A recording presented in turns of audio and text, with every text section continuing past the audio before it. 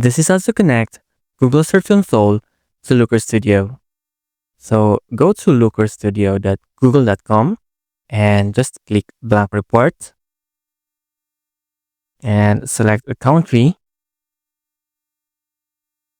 Let's say Webby for our company. Just check this checkbox to agree to the terms and just click continue. Click yes to all and click continue.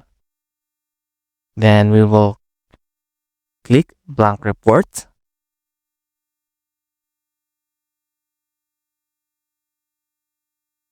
Then we will search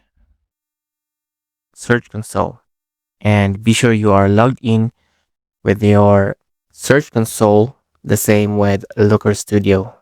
Okay, we'll just click this one and just click authorize. And we'll just choose the account. Then choose a site.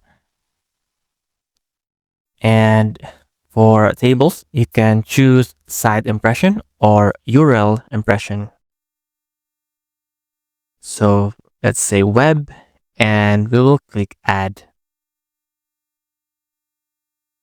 And we'll just click add to report.